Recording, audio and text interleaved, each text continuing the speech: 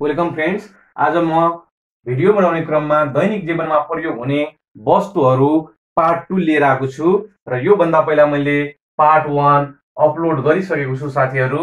यदि तपाईहरुले हेर्नु भएको छैन भने पहिला पार्ट 1 हेर्नु होला। त्यसपछि मैले आज पार्ट 2 भिडियो लिएर आएको छु दैनिक जीवनमा प्रयोग हुने वस्तुहरू र आज पार्ट 2 मा मैले फोन नम्बरमा लिएर आएको छु काँच। काँच सम्बन्धी जानकारी। काँच भनेको ग्लासलाई भन्छ हैन, र ग्लासको अर्को नाम मेटल सिलिकेट पनि हुन्छ। मेटल सिलिकेट अर्थात मेटल सिलिकेटलाई काँच ग्लास भन्दछ र धातुका सिलिकेटहरूलाई काँच ग्लास भनिन्छ।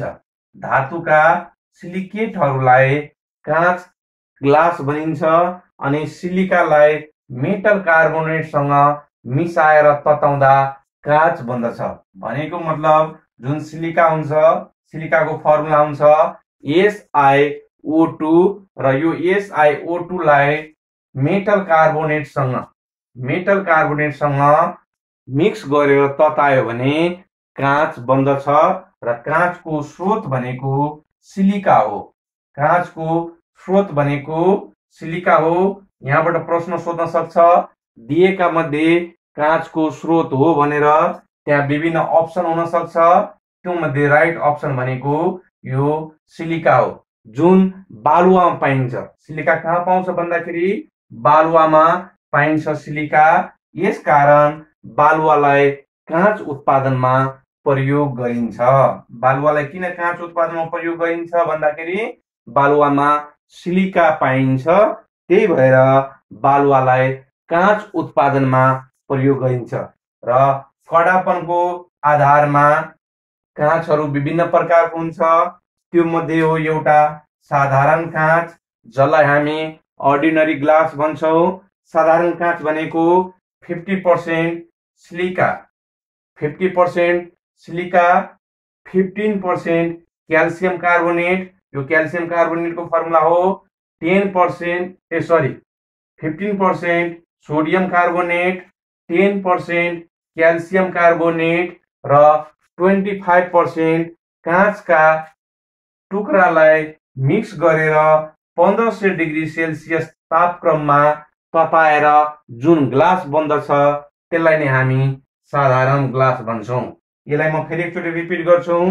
त्यो ग्लास जुन ग्लासमा हैन 50% सिलिका, 15% क्याल्सियम कार्बोनेट, 10% फेरि मिस्टेक हो यहाँ, 15% सोडियम कार्बोनेट, 10% क्याल्सियम कार्बोनेट र 25% ग्लासका टुक्राहरू मिक्स गरेर तताउँदा बन्ने ग्लासलाई साधारण ग्लास भनिन्छ है। 50% silica, 15% sodium carbonate, 10% calcium carbonate र 25% काँचकै टुक्राहरू मिक्स गरेर 1500 डिग्री सेल्सियस तापक्रममा तताउँदा बन्ने ग्लासलाई साधारण ग्लास भनिन्छ।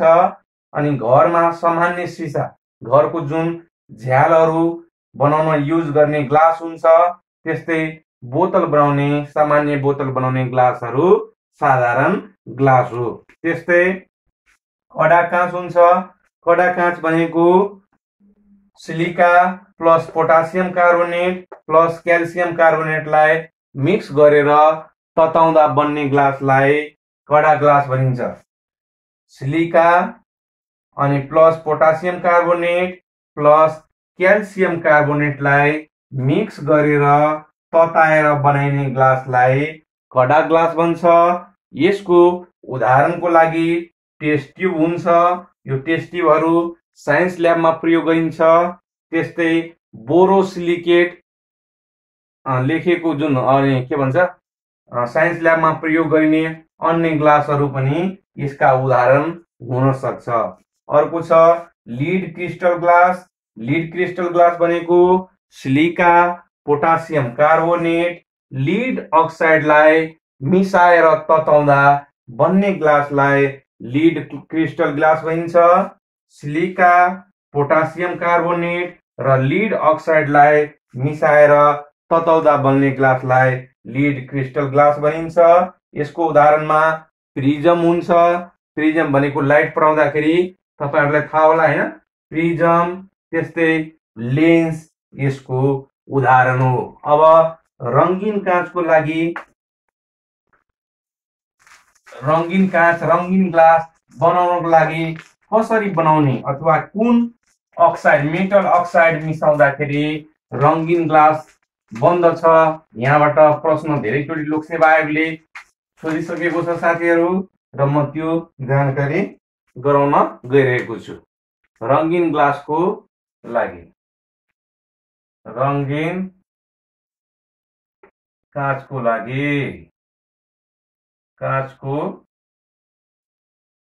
लागि अब रंगीन ग्लास बनाउनका लागि विभिन्न किसिमको मेटलको अक्साइड हैन, धातुको अक्साइड ग्लासमा मिक्स गरिन्छ र त्यो धातुको अक्साइड मिक्स गरे अनुसार विभिन्न किसिमको कलर ग्लासहरू बन्दछ साथीहरु। अब नीलो बनाउनको लागि नीलो बनाउनको लागि कुन ग्लास अक्साइड कुन मेटलको अक्साइड मिक्स गरिन्छ भनेर क्वेशन सोध्न सक्छ। यो सोधेको पनि छ लोकसेवा आयोगले। नीलो बनाउनलाई कोबाल्ट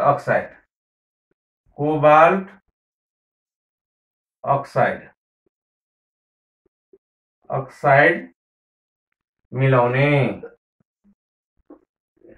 यदि हामीले नीलो ग्लास बनाउनु छ भने त्यो ग्लासमा कोबाल्ट अक्साइड मिक्स गर्यो भने त्यो ग्लास नीलो ग्लास बन्छ।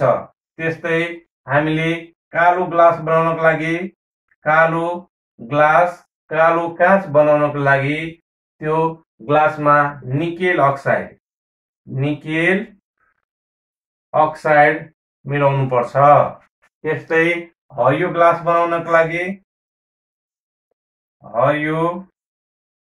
हरियो ग्लास बनाउनको लागि त्यसमा के मिलाउने भन्दाखेरि कपर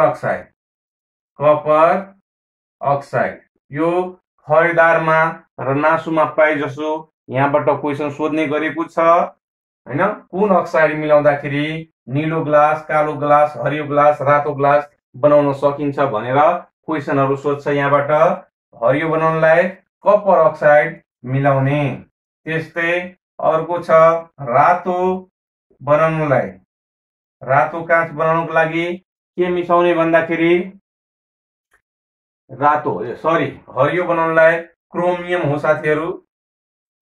क्रोमियम अक्साइड मिलाउनु पर्छ र रातो बनाउनलाई कपर अक्साइड मिलाउनु पर्छ। हरियो बनाउनलाई क्रोमियम अक्साइड र रातो बनाउनलाई कपर अक्साइड मिलाउनु पर्छ। त्यस्तै पहेँलो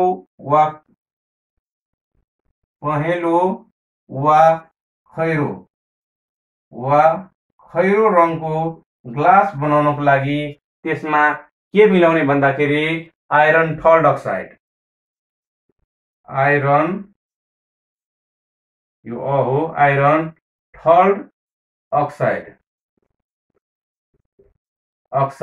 मिलाउने। खैरो रङको ग्लास बनाउनु पर्यो भने पहिलो रङको ग्लास बनाउनु पर्यो भने आइरन थर्ड अक्साइड मिक्स गर्ने हो। त्यस्तै बैजनी रङको ग्लास बनाउनु पर्यो भने त्यसमा म्याग्निज अक्साइड मिक्स गर्ने।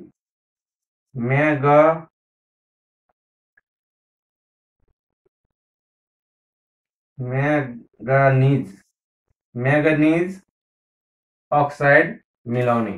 त्यस्तै अर्को रहेको छ हाम्रो सेतो ग्लास बनाउनु पर्यो भने सेतो ग्लास बनाउनको लागि टिन अक्साइड मिक्स गर्ने। अब म एकचोटि फेरि रिपिट गर्छु। नीलो कलर ग्लास बनाउनको लागि कोबाल्ट अक्साइड मिलाउने। कालो कलरको ग्लास बनाउनको लागि निकेल अक्साइड मिक्स गर्ने। हरियो कलरको ग्लास बनाउनको लागि क्रोमियम अक्साइड मिक्स गर्ने। रातो कलरको ग्लास बनाउनको लागि कपर अक्साइड मिक्स गर्ने। पहिलो कलरको ग्लास बनाउनको लागि आइरन थर्ड अक्साइड मिलाउने। बैजनी कलरको ग्लास बनाउनको लागि म्याग्निज अक्साइड मिक्स गर्ने। अनि सेतो कलरको ग्लास बनाउनको लागि टिन अक्साइड मिक्स गर्ने। यहाँबाट प्रश्न सोध्दाखेरि दिएको मध्ये हैन कुन अक्साइड मिक्स गर्दाखेरि रातो ग्लास बन्छ, कालो ग्लास बन्छ, हरियो ग्लास बन्छ, पहेँलो ग्लास बन्छ भनेर प्रश्न सोध्न सक्छ र त्यहाँनिर विभिन्न अक्साइडको नाम हुन्छ साथीहरू र तपाईहरुले त्यहाँबाट सही उत्तर छान्नु पर्ने हुन्छ। अब रहेको छ मल फर्टिलाइजर। हाम्रो दैनिक जीवनमा मल पनि प्रयोग हुन्छ र यहाँबाट पनि प्रश्नहरू सोधेको छ फर्टिलाइजर। अब यो फर्टिलाइजरको कुरा गर्दाखेरि मलहरू दुई प्रकारको हुन्छ। एउटा भयो जैविक मल, अर्को भयो अजैविक मल। जैविक मल हुन्छ र यो जैविक मललाई प्राङ्गारिक मल पनि भनिन्छ र अर्को हुन्छ अजैविक मल।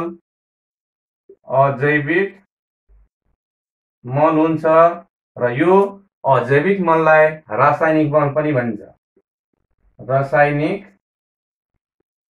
मल पनि भनिन्छ।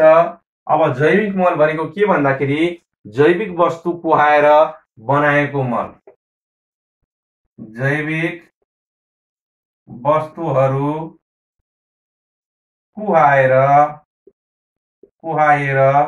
बनाएको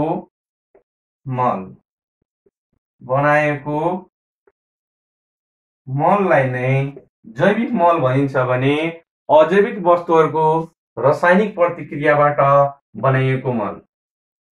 अजैविक वस्तुहरूको रासायनिक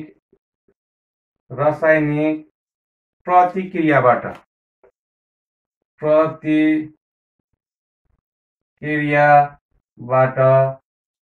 बनाएको मल। म एकचोटि फेरि यसलाई रिपिट गर्छु। मल दुई प्रकारको हुन्छ। जैविक मललाई प्राङ्गारिक मल भनिन्छ भने अर्को हुन्छ अजैविक मल। अजैविक मललाई रासायनिक मल भन्छ।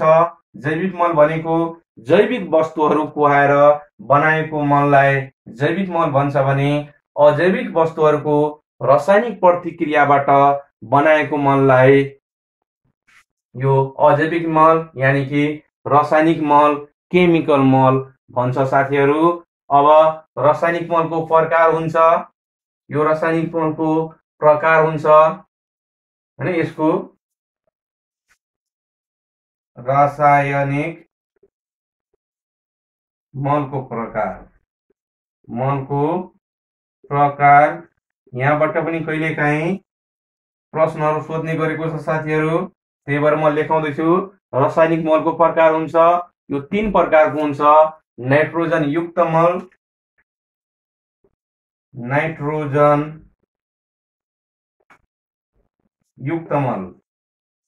नाइट्रोजन युक्त मल हुन्छ र यो नाइट्रोजन युक्त मलले के गर्छ भन्दाखेरि यो यसको निचोडमा यहाँ लेखाउँदैछु प्रोटिन, प्रोटोप्लाज्म र क्लोरोफिल बनाउने काम गर्छ। प्रोटिन, प्रोटोप्लाज्म र क्लोरोफिल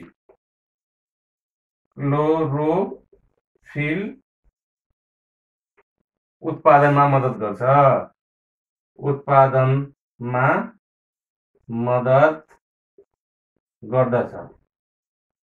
अब यहाँबाट कसरी प्रश्न सोध्छ भन्दाखेरि अब बोट बिरुवाहरूको प्रोटिन, प्रोटोप्लाज्म, क्लोरोफिल उत्पादनमा दिएका मध्ये कुन मलले मद्दत गर्छ भन्दाखेरि नाइट्रोजन मलले मद्दत गर्छ। अब जहाँनिर यो क्लोरोफिल हुन्छ, क्लोरोफिल भनेको हरियो, बोट बिरुवामा जुन हरियोपना ल्याउने काम यो क्लोरोफिलले गर्छ र यो मलको अभावमा बोट बिरुवाको पातहरू पहेँलो हुन्छ हैन, हरियोपना त्यसको कमी हुन्छ अनि त्यसको वृद्धि विकासमा पनि कमी आउँछ। यसको उदाहरण के छ? यो मलको उदाहरण इक्जाम्पल के रहेको छ भन्दाखेरि एउटा रहेको छ युरिया, युरिया यो नाइट्रोजन युक्त मल हो र युरियाको फर्मुला हुन्छ यहाँनिर म लेख्दैछु NH2 त्यसपछि CONH2। यहाँबाट यसरी पनि प्रश्न सोध्न सक्छ दिएका मध्ये नाइट्रोजन युक्त मल हो त्यहाँनिर युरिया हुन सक्छ हैन, एमोनियम फस्फेट हाल्दिन सक्छ, पोटासियम क्लोराइड हाल्दिन सक्छ अनि पोटासियम सल्फेट हाल्दिन सक्छ। त्यो मध्येबाट हामीले चिन्न सक्नुपर्छ साथीहरू।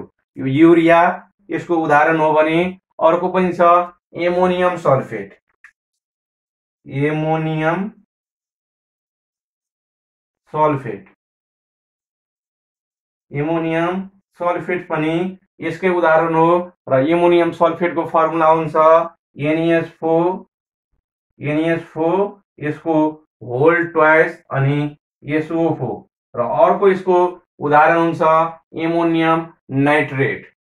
यसको अर्को उदाहरण हुन्छ एमोनियम नाइट्रेट।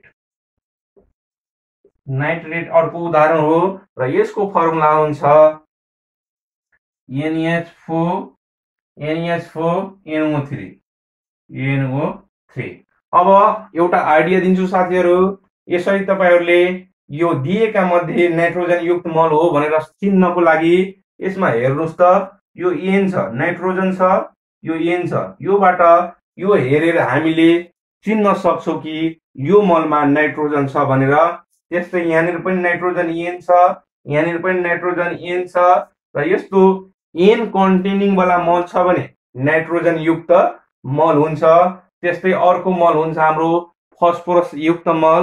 फस्फोरस युक्त मलमा P कन्टेनिङ मलहरु हुन्छ भने अर्को छ पोटासियम कन्टेनिङ मल पनि हुन्छ। त्यसमा चाहिँ के हुनुपर्छ साथीहरु, के भनेको पोटासियम म अहिले एकछिनमा लेखाउँछु र यहाँबाट है नाइट्रोजन युक्त मल भनेको के काम गर्छ, यसले प्रोटिन, प्रोटोप्लाज्म र क्लोरोफिलको उत्पादनमा नाइट्रोजन मलले मद्दत गर्छ भने यिनीहरू urea, ammonium sulphate, ammonium nitrate nitrogen युक्त मलको उदाहरण हो साथीहरू। धेरै पटक यो मलबाट दिएका मध्ये हैन कुन नाइट्रोजन युक्त मल हो भनेर क्वेशनहरु सोधेको देखेको छु मैले। त्यही भएर यो इक्जाम्पलहरु सबै लर्न गर्नु होला साथीहरु।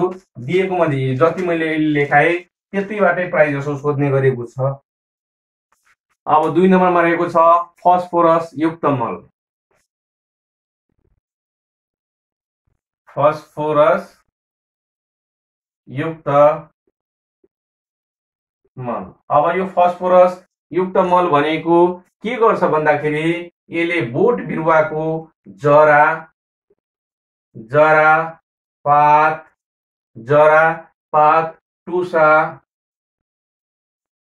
टुसा मुनाको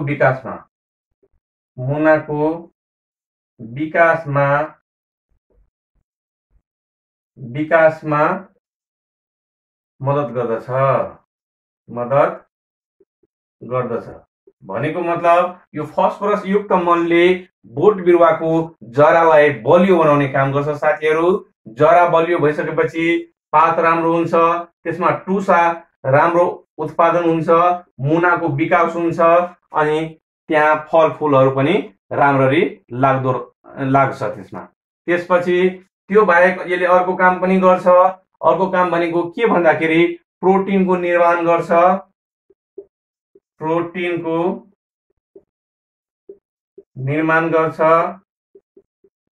अनि सेल डिभिजनमा पनि मद्दत गर्छ। कोष विभाजनमा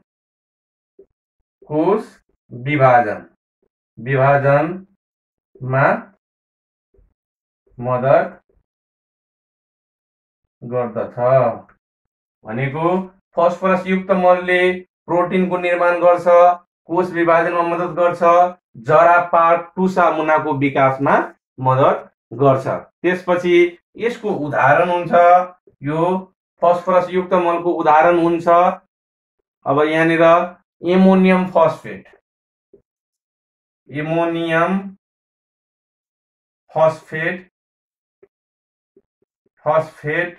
यसको उदाहरण हो र एमोनियम फस्फेटको फर्मुलाको कुरा गर्दाखेरि NH4 NH4 यसको थ्राइस अनि PO4 भने अर्को हुन्छ यसको सुपर फस्फेट अर्को यसको उदाहरण हो भने सुपर फस्फेटको फर्मुला हुन्छ CaH2PO4 अनि ब्रैकेट डट अनि 2 मोलिकुल अफ CaSO4 र अघि नै मैले भनिसके साथीहरु दिएको मध्ये कसरी मोल चिन्ने भन्दाखेरि यो फस्फोरस युक्त मोल दिएको मध्ये कुन हो भन्दाखेरि यसमा P हेर्ने यहाँनिर P छ त्यही भएर यसमा फस्फोरस छ यहाँनिर पनि P छ त्यही भएर यसमा फस्फोरस छ अर्को पनि हुन्छ super phosphate double super phosphate triple super phosphate जतिसुकै जे दिएको भए पनि नाइट्रोजन छ भने नाइट्रोजन युक्त मल त्यसपछि फस्फोरसको यो P छ भने फस्फोरस युक्त मल छ भनेर हामीले बुझ्नु पर्छ। अब पोटासियम युक्त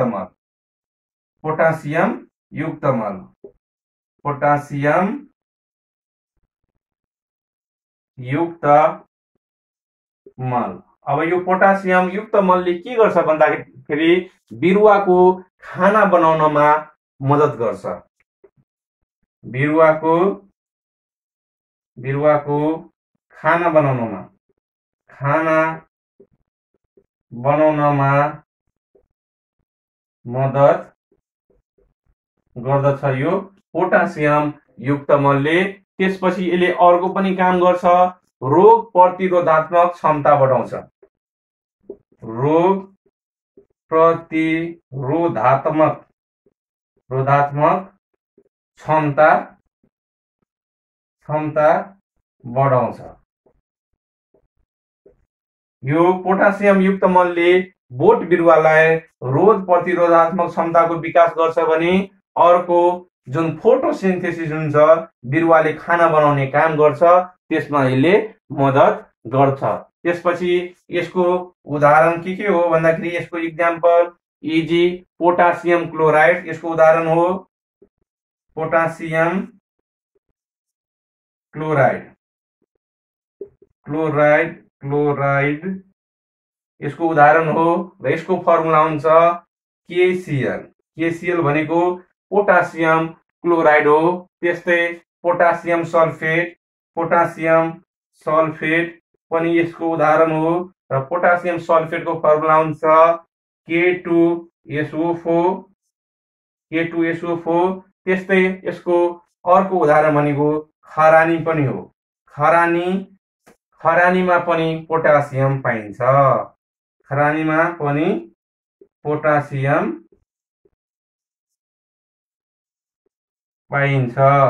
त्यही भएर किसानहरूले आफ्नो बाली नालीमा खरानी छर्किने काम गर्छ र यो खरानी छर्केपछि धेरै जसो कीटाणुहरूको नष्ट हुन्छ किनभने यसमा पोटासियम पाइन्छ र पोटासियमको एउटा काम भनेको रोग प्रतिरोधात्मक क्षमता बढाउनु पनि हो। र यहाँबाट कसरी चिन्ने दिएको मध्ये पोटासियम हो भन्दाखेरि हामीले हेर्ने भनेको यो के हो साथीहरु र जुन फर्टिलाइजरमा यो के भनेको पोटासियम हुन्छ त्यो पोटास कन्टेनिङ फर्टिलाइजर हो। त्यस्तै जुन फर्टिलाइजरमा यो P प्रेजेन्ट हुन्छ फस्फोरस कन्टेनिङ फर्टिलाइजर हो भनेर बुझ्ने। त्यस्तै जुन फर्टिलाइजरमा N प्रेजेन्ट हुन्छ नाइट्रोजन युक्त फर्टिलाइजर हो भनेर बुझ्नुपर्छ साथीहरु। यहाँबाट दिएको मध्ये कुन फस्फोरस युक्त मल हो भनेर क्वेशन दिन सक्छ। 4 वटा अप्सन हुन्छ त्यो अप्सनबाट हामीले सही अप्सन छान्न सक्नुपर्छ। यदि तपाईहरुले सही अप्सन छान्न सक्नुभयो भने 2 नम्बर आयो नभए तपाईहरुको नम्बर आउँदैन उल्टै 0.2 मार्क्स काटिन्छ साथीहरु। आजलाई यति नै। यस्तै भिडियोको लागि तपाईहरुले हाम्रो च्यानल स्मार्ट एजुकेशनल ट्रिकलाई सब्स्क्राइब गर्न सक्नुहुन्छ र भिडियो मन पर्यो भने शेयर गरिदिनु होला, लाइक गर्नु होला। नमस्ते।